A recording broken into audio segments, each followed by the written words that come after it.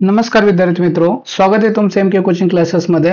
आज आपण तुमचा क्लास 10 चा इंग्लिश मीडियमचा हिस्ट्रीचा पहिला चॅप्टर पाहत आहोत आणि हे आपलं सेकंड लेक्चर आहे आणि चॅप्टरचं नाव काय, historiography development in the waste.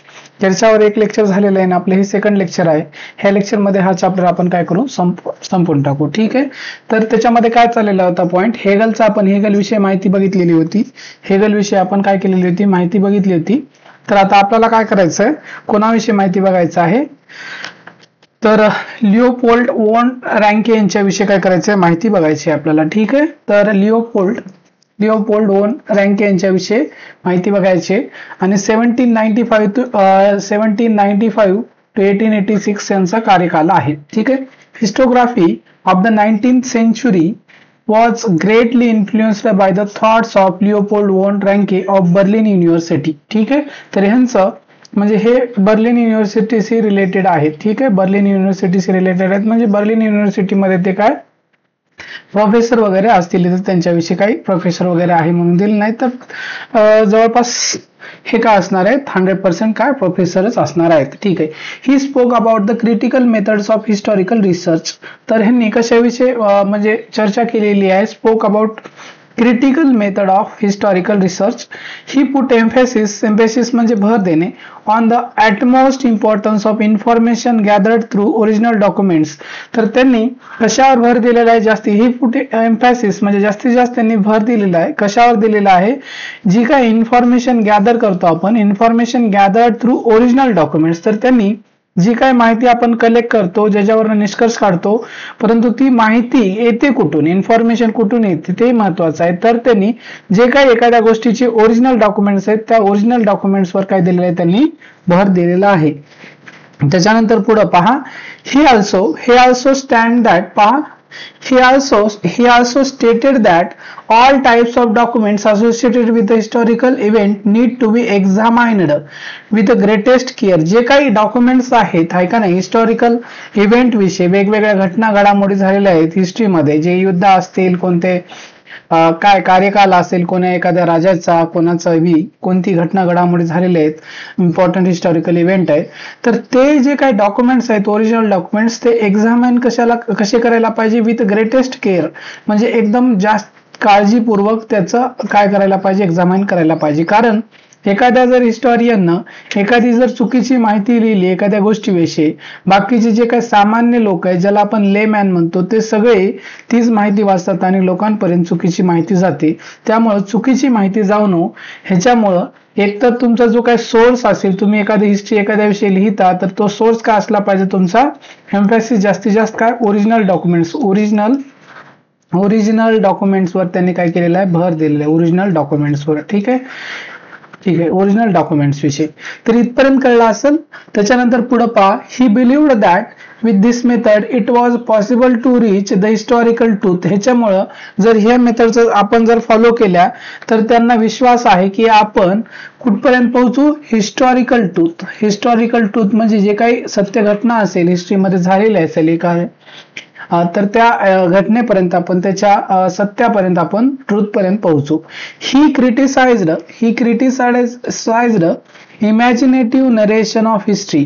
तर त्यांनी क्रिटिसाइज केलेले, क्रिटिसाइज करणे म्हणजे टीका करणे, क्रिटिसाइज म्हणजे टीका करणे, कशाला टीका केले, इमॅजिनेटिव्ह नरेशन म्हणजे तुम्ही एखादी हिस्ट्री लिहिताय है का नाही, हिस्ट्री लिहिताय आणि तुम्ही काय करता, इमॅजिनेशन करता, काय करता, इमॅजिनेशन म्हणजे हे असं झालं असेल, ते असं झालं असेल, म्हणजे इमॅजिनेशन नरेशन करता, नरेशन म्हणजे लिहिणं, म्हणजे तुम्ही लिहिणं किंवा सांगणं। ठीक आहे, म्हणजे इमॅजिनेशन करून तुम्ही हिस्ट्री लिहिता, तर त्या इमॅजिनेशन करून हिस्ट्री लिहिणाऱ्याला किंवा सांगणाऱ्या लोकांवर त्यांनी काय केले, क्रिटिसाइज केलेलं आहे।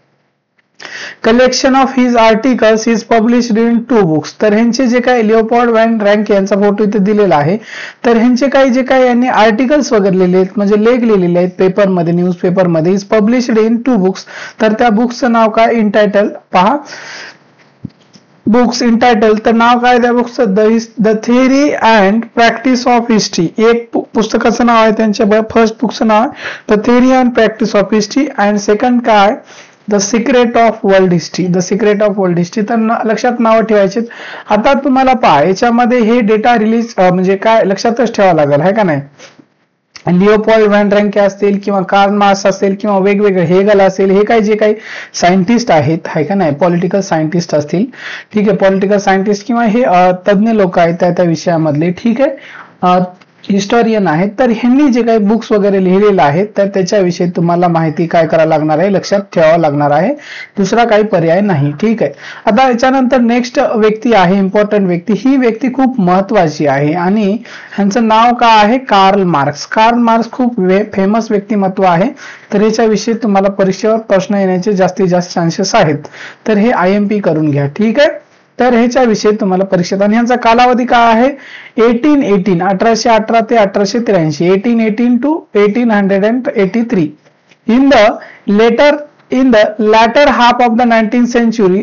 पहा 19th सेंचुरी म्हणल्यावर तुम्हाला कन्फ्युजन होऊ शकते. 19th सेंचुरी चा कालावधी कुठून कुठून असणार आहे, म्हणजे 1800 पासून तुमची सुरू होणार आणि 1900 काय 1899 पर्यंतचा कालावधी असते. हे 1800 to 1899 म्हणजे हे तुमची 19th सेंचुरीचा कालावधी आहे एवढा, ठीक आहे.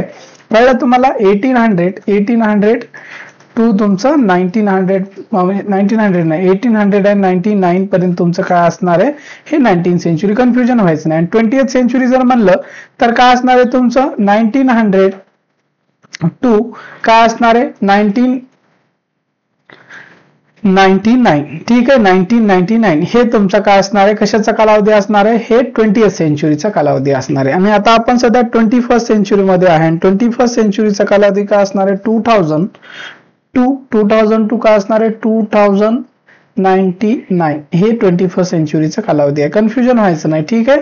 आता हे 21st सेंचुरी, हे 20th सेंचुरीचा कालावधी आणि हा तुमचा 19th सेंचुरीचा कालावधी. पहा तर हे कार्ल मार्क्सचा कालावधी कोणत्या सेंचुरीमध्ये येतात, मग हे 19th सेंचुरीमध्ये येतात, ठीक आहे. In the latter half of the 19th century a new school of thought arose keeping in view the new thesis formulated by Karl Marx. म्हणजे पहा एक मिनिट, तर 19th सेंचुरीच्या,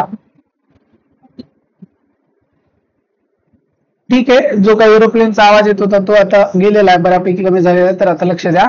तर 19th सेंचुरीच्या लॅटर हाफ म्हणजे नंतर पहा, म्हणजे लॅटर हाफ म्हणजे काय 1850च्या नंतर, 1850च्या नंतर एक नवीन स्कूल आली, new school of thought arose keeping in view the new thesis बनवलेलं आहे formulated by Karl Marx. Karl मार्क्सने जे काही थिसिस बनवलेलं आहे त्यांची एक स्कूल बनलेली आहे. अकॉर्डिंग टू कार्ल मार्क्सच्या मतानुसार history was not about abstract ideas. तर ही महत्वाचा पॉइंट आहे. History what not about abstract idea. History abstract idea विषयी आहे का, नाही. मग कशाविषयी आहे, it is about living people, जे काही लोक राहतात, ह्युमन बिंग्स राहतात त्यांच्याविषयी आहे. अबस्ट्रॅक्ट आयडिया विषयी हिस्ट्री नाहीये. तर कोणाविषयी हिस्ट्री आहे त्याने सांगितलं, अबाउट लिव्हिंग पीपल, जे काही ह्युमन बिंग्स माणसं राहतात त्यांच्याविषयी आहे. Human relationships are shaped by fundamental needs of people and the ownership as well as nature of prevalent means of production to meet those needs. तर जे काही ह्युमन रिलेशनशिप्स आहेत म्हणजे एकमेकांमधले माणसामधले जे काही एकमेकांमधले जे काही संबंध आहेत वेगवेगळ्या व्यक्तीमधले, तर ते कशाने शेप होतात, तर काय सांगितलेले त्यांनी, फंडामेंटल काय shaped by the fundamental needs of people. Fundamental जे काही गरजा आहेत माणसांच्या, मूलभूत गरजा आहेत, fundamental needs of people and ownership, कोण काय ओन करते, म्हणजे कोण म्हणजे बिझनेसमॅन आहे, कोणाकडे किती प्रॉपर्टी आहे, अशा प्रकारे ownership as well as nature of prevalent means of production. आणि त्या कालावधीमध्ये म्हणजे त्या टाइम पिरियडमध्ये तुम्ही एखादा कालावधी, विशेष कालावधी, त्या कालावधीमध्ये कशा प्रकारे तुम्ही प्रोडक्शन करता, उत्पादन कशा प्रकारे घेतात, ते मीन्स ऑफ प्रोडक्शन. कळलं असेल, means of production, meet those needs. ठीक आहे, तर इथपर्यंत तुम्हाला माहिती तुम्हाला कळली असेल. त्याच्यानंतरचा पुढचा पॉइंट बघूया आपण. पहा, the accessibility of these means to different strata of the society may not be equal. होय, इथपर्यंत पहा. द ऍक्सेसिबिलिटी म्हणजे तुम्हाला एखादी गोष्ट काय पोहोचते, आंबडते, ठीक आहे म्हणतो. The accessibility of this means to different strata म्हणजे जे काही समाजामधले वेगवेगळे काय आहेत लोक आहेत त्याला डिफरंट स्ट्रॅटा म्हणतो. वेगवेगळ्या जाती धर्माचे लोक असतील किंवा एकाच जातीमध्ये, प्रत्येक जातीमध्ये एकाच नाही, प्रत्येक जातीमध्ये काय आहेत वेगवेगळे आहेत. म्हणजे पुअर, कशा प्रकारे पुअर पीपल आहेत, त्याच्यानंतर पुअर त्याच्यानंतर त्याच्यावर पुअरच्या नंतर मिडल क्लास म्हणू शकतो, आहे का नाही, मिडल क्लास, त्याच्यानंतर रिच. ओके, अशा प्रकारचे 2-3 क्लास तर आपण बनवू शकतो. ठीक आहे. तर different strata of the society may not be equal. This inequality causes म्हणजे काय आहे, ही इनइक्वालिटी आहे लोकांमध्ये, काय आहे, इनइक्वालिटी आहे. आणि ह्या इनइक्वालिटी म्हणजे काय, असमानता कशाच्या बाबतीत असू शकते, पैशाच्या बाबतीत असेल, प्रॉपर्टीच्या बाबतीत असेल, भरपूर कोणत्याही गोष्टीच्या बाबतीत आपण असमानता सांगू शकतो. Division of society into classes leading to class struggle. तर हे जे काय सोसायटी आहे, सोसायटीचं डिव्हिजन झालेलं आहे, सोसायटीचं काय झालेलं आहे, डिव्हिजन झालेलं आहे इंटू क्लासेस. कशाच्या, लिडिंग क्लासेस, वेगवेगळे class, rich class, poor class, middle class, leading to class struggle. त्याच्यामुळे काय झालेलं आहे, क्लास स्ट्रगल झालेलं आहे. जसे की आता हे जे आपल्या देशामध्ये कास्ट स्ट्रगल आहे, काय आहे, कास्ट स्ट्रगल वेगळी. कास्ट स्ट्रगल म्हणजे वेगवेगळ्या जाती धर्माचे लोक आहेत, त्यांच्या कास्टमध्ये भांडणं असतात, आहे का नाही, म्हणजे एका कास्ट दुसऱ्या कास्ट सोबत जमत नाही तसं. पण आता ह्यांनी जे हे युरोपियन्स लोक आहेत, तिकडं तेवढं कास्ट तेवढं जास्त नाही. आपल्या देशामध्ये कास्ट वगैरे वगैरे धर्माविषयी खूप गोष्टी चालतात, पण हे युरोपविषयी, हिस्ट्री ऑफ युरोप बघतोय आपण. ठीक आहे. डेव्हलपमेंट काय झालेले ते history of development in the historiography of the Europe हे पाहतोय आपण. ठीक आहे. तर ह्याच्यामध्ये सोसायटी का आहे, डिव्हिजन इन द सोसायटी. आता सोसायटीमध्ये डिव्हिजन का आहे, जसे पुअर पीपल आहेत, पुअर पीपल, त्याच्यानंतर मिडल क्लास पीपल, त्याच्यानंतर रिच पीपल. रिच मध्ये तुमचे इंडस्ट्रियलिस्ट, रिच पीपल, अशा प्रकारे मी हे केलेलं आहे. तर हे रिच पीपल काय करतात, मिडल क्लास आणि पुअरचं काय करतात, एक्सप्लॉयटेशन करतात. हे मिडल क्लास पीपल पुअरचं एक्सप्लॉयटेशन करतात, रिच बी एक्सप्लॉयटेशन करतात. मग आणि हे पुअर मध्ये कोण येतात, जे काही शेतकरी लोक असतील, मजदूर लोक असतील, हे अशा प्रकारे येतात.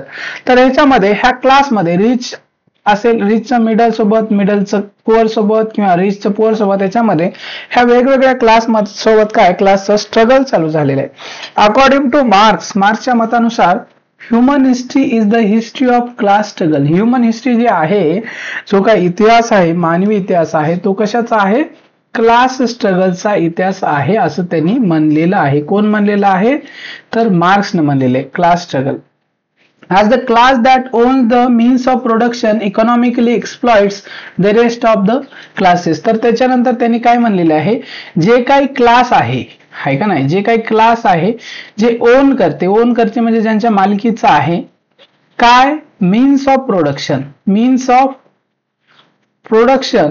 ऑफ क्लास, जी काही क्लास असेल, जे काय ओन करते, मीन्स ऑफ प्रोडक्शन म्हणजे सरळ गोष्टी जर सांगायचं असेल, जे इंडस्ट्रियलिस्ट आहेत, कोण आहेत, इंडस्ट्रियलिस्ट असतील, त्याला आपण बिझनेसमॅन पण म्हणतो, आहे का नाही. जे इंडस्ट्रियलिस्ट असतील, बिझनेसमॅन असतील, ते काय करतात, इंडस्ट्रियलिस्ट बिझनेसमॅन लोक काय करतात, तर हे का जे काय पुअर पीपल आहेत, ह्या पुअर पीपलला काय करतात, एक्सप्लॉइट करतात, असं कोणाचं म्हणणं आहे, ह्यांचं कार्ल मार्क्सचं म्हणणं आहे. ठीक आहे. इथपर्यंत कळलं असेल. Means of production economically exploit the rest of the classes. जे काही बिझनेसमॅन आहेत, जे काही इकॉनॉमिक प्रोडक्शन करतात, त्यांच्याकडे प्रोडक्शन आहे का नाही, इंडस्ट्रियलिस्ट आहेत, ते सगळ्या बाकीच्या लोकांना काय करतात, एक्सप्लॉइट करतात. दास कॅपिटल हे महत्वाचं आहे. ठीक आहे. यांचं पुस्तक आहे दास कॅपिटल. ठीक आहे. Das capital treatise written by him in the most referred book all over the world. तर हे फेमस पुस्तक आहे, खूप महत्वाचं पुस्तक आहे, हे पाठच करायला पाहिजे. ह्याच्यावर तुम्हाला 1 मार्काला MCQ येण्याचे चान्सेस खूप जास्त आहेत. आतापर्यंत आपण जे काही पुस्तकं बघलेत त्यापैकी हा कार्ल मार्क्स सगळ्यात महत्वाचा आहे आणि याचं पुस्तक पण खूप महत्वाचं आहे. त्याचं पुस्तक काय आहे, Das capital, a treatise written by him, the most referred. पहा इथं पहा एक शब्द, most referred book all over the world. ठीक आहे. त्याच्यानंतर हे तुम्हाला कळलं असेल. त्याच्यानंतर आपल्याला नेक्स्ट बघायचंय अनेल स्कूल. हे आता अनेल स्कूल विषयी बघायचंय.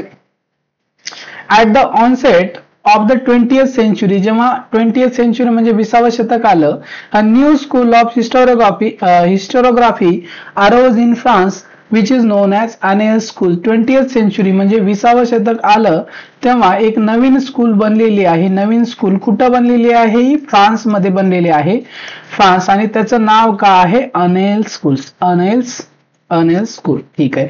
अनेल school gave a new direction to history writing. तर अनेल स्कूलनं काय केलेलं आहे, एक नवीन डायरेक्शन दिलेलं आहे हिस्ट्री रायटिंग साठी. काय दिलेले पहा, it was recognized now that history is not only about the political events, kings, great leaders, and accordingly politics diplomacy and wars, but also about the climate, local people, agriculture, trade, technology, means of communication, social divisions and their collective psychology etc. in the historical times.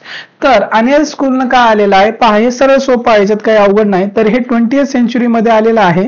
Anil schools कुठं आलेलं आहे? France मध्ये आलेलं आहे, हे तुम्हाला मी सांगितलेलं आहे. आणि त्यांनी काय सांगितलेलं आहे, फक्त हिस्ट्री म्हणजे काय, हिस्ट्री म्हणजे नुसतं आपण पॉलिटिकल इव्हेंट्स, जे काही पॉलिटिकल घटना घडलेल्या आहेत आहे का नाही, जे काही पॉलिटिकल घटना घडामोडी आहेत त्यांच्याविषयी नाहीये आहे का नाही. पॉलिटिकल इव्हेंट्स, हिस्ट्री म्हणजे फक्त पॉलिटिकल इव्हेंट्स विषय आहे का? नाही. राजाविषयी लिहिणं म्हणजे राजाचा, एखाद्या राजाचा जन्म काय झाला, कधी झाला, त्याला किती मुलं होती, त्याला किती बायका होत्या, कोणते युद्ध लढले हे अशी माहिती. किंवा ग्रेट लीडर्स असतील किंवा अकॉर्डिंगली पॉलिटिक्स असेल, डिप्लोमॅसी असेल, म्हणजे ह्या गोष्टी तर असतील, परंतु but also about the climate, त्यावेळेसचं वातावरण कसं होतं, पाऊस कशा प्रकारे पडत होता, दुष्काळ पडत होता का, अशा प्रकारे. लोकल पीपल, त्यावेळेसचे लोकल कसे, म्हणजे लोक कसे होते आहे का नाही, काय करत होते, कोणता व्यवसाय करत होते, शेती कशी पिकत होती, हे ऍग्रिकल्चर आलेलं आहे.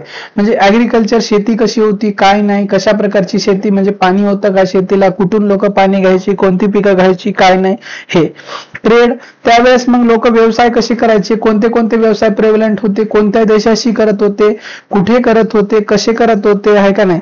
टेक्नॉलॉजी, त्यावेळेस टेक्नॉलॉजी कशा प्रकारे होती आहे का नाही, म्हणजे ट्रान्सपोर्टेशन साठी कशा प्रकारचा यूज करायचे लोक आहे का नाही, एखाद्या वस्तू बनवण्यासाठी कशा प्रकारे वस्तू बनवायच्या, अशा प्रकारे. मीन्स ऑफ कम्युनिकेशन, लोकांना जर एका व्यक्तीला दुसऱ्या व्यक्तीसोबत संभाषण करायचंय आहे का नाही, जसं मी आता ऑनलाईन शिकवतोय, तुम्हाला टीचिंग करतोय, पण आता हे मॉडर्न युगामध्ये पॉसिबल झाले, 21st सेंचुरी मध्ये. अगोदर असंही पॉसिबल नव्हतं. जर तुम्हाला जर टीचिंग म्हणजे ट्युशन घ्यायचं असेल, काही शिकायचं असेल, तर तुम्हाला स्कूल असेल, ट्युशन असेल, म्हणजे जिथे काही सेटअप केलेलं असेल, तुमचे जे काही शिक्षक असेल, फ्रंट आहे का नाही, एकदम समोरासमोर जाऊन तुम्हाला शिकावं लागायचं. परंतु आता तुम्ही घर बसल्या वगैरे कोणत्या ऍपवर किंवा युट्यूबवर इकडे तिकडं आहे का नाही, टेक्नॉलॉजीचा वापर करून तुम्ही हे शिकू शकता. Technology, means of communication. त्याच्यानंतर सोशल डिव्हिजन्स, कशा प्रकारचे त्यावेळेचे प्रथा परंपरा होत्या, कोणत्या कोणत्या, म्हणजे जसे की सती प्रथा असेल, कोणत्या प्रथा होत्या, कशा परंपरा होत्या. सोशल डिव्हिजन्स म्हणजे वेगवेगळ्या कास्टमध्ये किंवा क्लासमध्ये कशा प्रकारे डिव्हिजन होतं याच्याविषयी.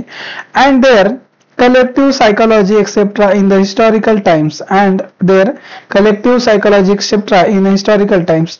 The Annales school was started by French historians. तर ही Annales schools कोण केलेली, आता फ्रान्स मध्ये आहे. Annales schools कुठं आलेले, ही स्टार्ट झालेले फ्रान्समध्ये. तर कोण सुरू केलेलं असणार आहे, ऑफकोर्स हे फ्रेंच हिस्टोरियन्सनी काय केलेलं आहे, सुरू केलेलं आहे, फ्रेंच हिस्टोरियन्सनी.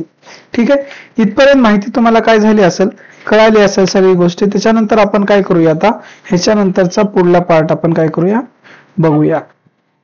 तर आता काय, याच्यानंतर आपल्याला बघायचं फेमिनिस्ट हिस्टोग्राफी. काय बघायचं आपल्याला, फेमिनिस्ट हिस्टोरिओग्राफी. तर फेमिनिस्ट हिस्टोरिओग्राफी बघायचं आहे आपल्याला. तर हे पण महत्वाचं आहे. ठीक आहे, तर ह्याच्याविषयी तुम्हाला परीक्षेत प्रश्न येण्याचे चान्सेस आहेत. ठीक आहे, तर feminist historiography means the restructuring of history from the perspective of woman. जे काय हिस्ट्री लिहिल्या जायची, म्हणजे अगोदर जास्त करून त्याच्यामध्ये पुरुष असतील, मेल असतील, त्याच्याविषयी लिहायचं. परंतु फेमिनिस्ट हिस्टोग्राफी मीन्स रिस्ट्रक्चर करायची हिस्ट्री. रिस्ट्रक्चर करायची म्हणजे पुन्हा लिहायची, रिस्ट्रक्चर करायचे of the history from the perspective of woman. वुमनच्या पर्स्पेक्टिव्हने लिहायची. द रायटिंग ऑफ पाय, हे महत्वाचं आहे. सिमॉन डी बियर, ही नाव खूप महत्वाचं आहे. ठीक आहे, हे नाव Simone de Beauvoir help in establishing the fundamentals of feminism. तर फेमिनिझम म्हणजे काय, महिलांविषयी. ठीक आहे, तर फेमिनिझम म्हणजे काय, जे काय ऍक्टिव्हिस्ट आहे का नाही, फेमिनिस्ट म्हणतो आपण त्याला. काय म्हणतो, फेमिनिस्ट म्हणतो. ज्या लोकांना महिलांविषयी कळकळ आहे, महिलांविषयी म्हणजे महिलांना इक्वल राईट्स भेटल्या पाहिजे, त्यांना हक्क भेटला पाहिजे, अधिकार भेटला पाहिजे, ह्या विचाराचे जे लोक आहेत त्यांना फेमिनिस्ट म्हणतो आपण. हे कळ असं. आणि त्याच्यामध्ये एक महत्वाचं नाव आहे जे सुरुवातीला रोल प्ले केलेलं आहे. काय, Simone de Beauvoir. Simone de Beauvoir हे महत्वाचं आहे, तर हे नाव तुम्ही लक्षात ठेवा. काय, Simone de Beauvoir help in establishing the fundamentals of feminism. फेमिनिझमचे जे काही फंडामेंटल्स आहेत ते इस्टॅब्लिश करण्यासाठी सिमॉन डी बियरने काय केलेलं आहे, काम केलेलं. शी वॉज फ्रेंच. तर ही कोण होती, फ्रेंच म्हणजे फ्रान्स मधली होती. ठीक है. The feminist historiography emphasizes not only on the inclusion of women in history but also on rethinking of male dominated perspective of history. तर त्यांचं हे म्हणणं नव्हतं की तुम्ही हिस्ट्रीमध्ये काय नुसतं इन्क्लूड करू नका महिलांना, तर काय होतं but also on the rethinking म्हणजे पुनश्च विचार करायचं, rethinking on the male dominated perspective of history. तर हिस्ट्रीमध्ये म्हणजे जे काही हिस्टोरियन्स आहेत, जे काही हिस्ट्री लेखक आहेत लिहितात ते कोण होते, मेल डॉमिनेटेड होते. आणि एखादा व्यक्ती समजा पुरुष असेल तर तो नक्कीच पुरुषाच्या दृष्टिकोनातून हिस्ट्री लिहिण्याचा प्रयत्न करेल. He drew historical research to focus in depth on various aspects of women's life such as their employment, their role in trade union institutions, working for their cause, their family life, etc. तर म्हणजे it ड्रो historical research to focus म्हणजे जे काही महिलांच्या समस्या असतील, महिला काय करतात काय नाही ह्याच्यावर फोकस केलेला आहे. तर कोणत्या कोणत्या गोष्टीवर फोकस केलेला आहे महिलांच्या, जसं की देअर एम्प्लॉयमेंट, तर त्यांना म्हणजे किती महिला जॉब करतात, महिलांना इझिली जॉब मिळतो का, किंवा महिला एखादा व्यवसाय करतात, जॉब करताना त्यांना काही प्रॉब्लेम येतो का. Their role in trade union, वेगवेगळ्या ट्रेड युनियन आहेत त्यांचा रोल काय आहे ट्रेड युनियन मध्ये. वेगवेगळ्या संस्था आहेत, institutions working for their cause, कोणत्या कोणत्या संस्था आहेत ज्या काही महिलांचे प्रॉब्लेम आहेत त्यांच्याविषयी काम करतात. देअर फॅमिली लाईफ, तर महिला आपली फॅमिली लाईफ कशा प्रकारे जगतात, त्यांना फॅमिलीमध्ये फ्रीडम आहे का नाही का, कोणते व्यवसाय करतात का वगैरे वगैरे या अशा गोष्टीविषयी माहिती. ठीक आहे. Their family life etcetera. In the historical writing after 1990s woman were portrayed as a independent social class. In the historical writings म्हणजे जे काही रायटिंग्स आहेत 1990च्या नंतर, म्हणजे हे 20th सेंचुरी, 1990 म्हणजे कोणत्या सेंचुरीमध्ये ते 20th सेंचुरीच्या एंडमध्ये 1990s woman were portrayed as a independent social class. तर महिलांना दाखवलेलं आहे, काय दाखवलेलं महिला असे, महिला का आहे एक प्रकारचे इंडिपेंडंट का आहेत, सोशल क्लास आहेत अशा प्रकारे दाखवलेलं आहे. ठीक आहे, इथपर्यंत कळलं असेल तुम्हाला. त्याच्यानंतर मिशेल फुको. तर हे फोकॉल्ट नाहीये, तर याला वाचायचं कसं, मिशेल फुको वाचायचं, कसं वाचायचं, फुको. ठीक आहे, फुको वाचायचं. याला हे का वाचायचं, कारण हे नाव आहे, आपल्या देशातलं नाव आहे, नाव नाही आपल्या देशातलं नाव आहे का नाही, हे तर फ्रेंच नेम आहे, तर फ्रेंच हिस्टोरियन आहे. तर हे त्यांचं नाव काय आहे, फ्रेंच नाव आहे. कुठलं नाव आहे, फ्रेंच नाव आहे, त्याच्यामुळे ह्यांना मिशेल काय वाचायचं, मिशेल फुको वाचायचं. ठीक आहे, फुकॉल्ट वाचाल नाही तर. ठीक आहे, मिशेल फुको. तर ह्यांचा काय जो कार्यकालावधी काय आहे, तर म्हणजे ह्यांचा जन्म झाला 1926 ला आणि त्यांचा मृत्यू झाला 1984 ला. ठीक आहे. द फ्रेंच हिस्टोरियन आहेत हे मिशेल फुको. कोण आहेत, फ्रेंच हिस्टोरियन आहेत ऑफ द 20th सेंचुरीमध्ये काय आहेत, हिस्टोरियन आहेत. पहा, Michel Foucault brought forth the new concept in historiography. तर एक नवीन कन्सेप्ट आणलेली आहे, तर ती कोणती आहे, इन हिज बुक. त्यांचं एक बुक आहे, हे बुक पण महत्वाचं आहे, हे पाठ करावं लागेल तुम्हाला. हे मिशेल फुकोचं बुक काय आहे, तर आर्किओलॉजी ऑफ नॉलेज. तर ह्यांचं बुकचं नाव काय आहे, आर्किओलॉजी ऑफ नॉलेज. तुम्हाला हे MCQ मध्ये विचारण्याचे जास्तीत जास्त चान्सेस आहेत. ठीक आहे. Argued that the prevailing practice of arranging historical events in a chronological order is not right. ठीक आहे. तर ह्यांच्या पुस्तक मिशेल फुकोने एक पुस्तक लिहिलेलं आहे आर्किओलॉजी ऑफ नॉलेज. ह्याच्यामध्ये त्यांनी आर्ग्यू म्हणजे त्यांनी सांगितलेले काय म्हणलेले prevailing practice of arranging historical events in chronological order is not. जे काही तुम्ही आपली प्रिव्हेलिंग प्रॅक्टिस आहे सध्या म्हणजे त्यावेळेस की हिस्टॉरिकल इव्हेंट्स क्रोनॉलॉजिकल ऑर्डर म्हणजे क्रोनॉलॉजिकल ऑर्डर म्हणजे एका मागे एक ज्या घटना घडामोडी झाले सिक्वेन्स झाले तशा प्रकारे ते नॉट राईट म्हणजे बरोबर नाही असं त्यांनी म्हणलेलं आहे. मग काय बरोबर आहे त्यांच्या मतानुसार आपल्याला ते पाहावं लागेल. He drew attention to the fact that archaeology does not strive to reach the ultimate historical truth but attempts to explain various transitions in the past. तर त्यांनी सांगितलेले आहे आर्किओलॉजी आहे का नाही, काय सांगितलं, archaeology does not strive to reach the ultimate truth. Ultimate historical truth आहे तिथं पोहोचायचा आपला काय उद्देश नसला पाहिजे, तर बट अटेम्प्ट टू एक्सप्लेन काय एक्सप्लेन करायचंय, various transitions in the past, वेगवेगळे काय जे ट्रान्झिशन झालेत सोसायटीमध्ये असेल किंवा कोणत्या दुसऱ्या गोष्टीमध्ये झालेत ते ट्रान्झिशन्स काय करणं एक्सप्लेन करणं हे काय आपलं फोकस असलं पाहिजे त्यांना म्हणणं. Foucault felt that explaining the transitions in history is more important. फुकोच्या मतानुसार काय, फुकोच्या मतानुसार की हिस्ट्री मधले जे काही ट्रान्झिशन्स आहेत ते एक्सप्लेन करणं काय आहे, खूप महत्वाचं आहे त्यांचं असं म्हणणं होतं. ठीक आहे, इथपर्यंत कळले. He called his method the archaeology of knowledge, आणि त्यांनी ही जी काही मेथड आहे त्यांची, त्या मेथडला त्यांनी काय नाव दिलेलं आहे, द आर्किओलॉजी ऑफ नॉलेज. हे पुस्तकाचं नाव नाही, त्यांचे मेथडचं नाव आहे द आर्किओलॉजी ऑफ नॉलेज. ठीक आहे. Foucault subjected the so far unacknowledged areas by historians such as psychological disorders, science of medicine, prison administration except to historical analysis. तर जे काही निग्लेक्टेड एरिया होते हिस्ट्री मधले, म्हणजे हिस्ट्रीमध्ये ज्या काही निग्लेक्ट केल्या गेलेल्या गोष्टी होत्या, एरिया असतील त्याच्यावर लिहिलं गेलं नव्हतं, त्या गोष्टीवर त्यांनी काय केलेले, फोकस केलेले, अक्नॉलेज केलेले आहे त्यांना. तर कोणते आहेत हिस्टॉरियन सच ॲज सायकोलॉजिकल डिसऑर्डर्स असतील, दुसरं सायन्स ऑफ मेडिसिन्स असेल, त्याच्यानंतर प्रिझन ऍडमिनिस्ट्रेशन असेल, प्रिझनचं ऍडमिनिस्ट्रेशन कशा प्रकारे चालते, प्रिझन मध्ये कशा प्रकारची व्यवस्था आहे, कैद्यांना कशा प्रकारची वागणूक दिल्या जाते, ह्याच्याविषयी. Except to historical analysis. Thus the scope of historiography kept continuously expanding. तर काय हिस्टोग्राफीचा जर आपण स्कोप बघितला असेल तो काय आहे, कॉन्टिन्युअसली म्हणजे सतत का आहे, एक्सपांड होत आहे. Writing of histories of various subjects like literature, architecture, sculpture, drawing and painting, music, dance, drama, films and television etc. came into practice. ठीक आहे. तर वेगवेगळ्या गोष्टीची जे काय हिस्ट्री लिहिणे, आता आपण बघितले लिटरेचर असेल, आर्किटेक्चर असेल, स्कल्पचर असेल, ड्रॉइंग असेल, पेंटिंग असेल, म्युझिक असेल, डान्स असेल, ड्रामा असेल, फिल्म असेल, टेलिव्हिजन असेल, ह्या सगळ्या गोष्टीविषयी जे काय हिस्ट्री लिहिणं आहे ते कंटिन्युअस का आहे, चालू आहे. आता अशा प्रकारे काय झालेलं आहे, हा इथं आपला काय झालेला आहे, चॅप्टर संपलेला आहे. ठीक आहे, चॅप्टर संपलेला आहे, त्याच्यामुळं आपण इथं थांबूया.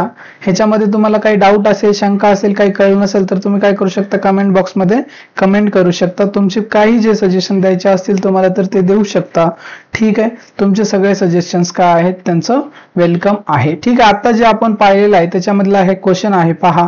तर काय, road the book entitle archaeology of knowledge. Archaeology of knowledge हा कोणी लिहिलेला आहे पुस्तक पहा. आताच आपण काय लिहिलं, आर्किओलॉजी ऑफ नॉलेज हे कोणाचं पुस्तक आहे, तर हे फुकोचं पुस्तक आहे. आपण आताच बघितलेलं आहे आर्किओलॉजी ऑफ नॉलेज. मी तुम्हाला इथं अंडरलाईन पण करून दिलेलं आहे. ठीक आहे, आर्किओलॉजी ऑफ नॉलेज हे पहा. द आर्किओलॉजी ऑफ नॉलेज हे काय, फुकोचं पुस्तक आहे. ठीक आहे, तर अशा प्रकारे मी सांगितलेलं आहे तुम्हाला की म्हणजे कोणते पुस्तक कोण लिहिले त्याच्यावर आहे का नाही क्वेश्चन येतात, तर त्याच्यामुळे विश्वास ठेवा आणि अभ्यास करा. ठीक आहे, तर हे एकदा दोनदा लेक्चर बघा. काही समजलं नसेल तर कमेंट बॉक्समध्ये कमेंट करा, आपण त्याच्यावर सोल्युशन करण्याचा प्रयत्न करू. तर ठीक आहे, थँक्यू. आज आपण इथंच थांबूया. ठीक आहे.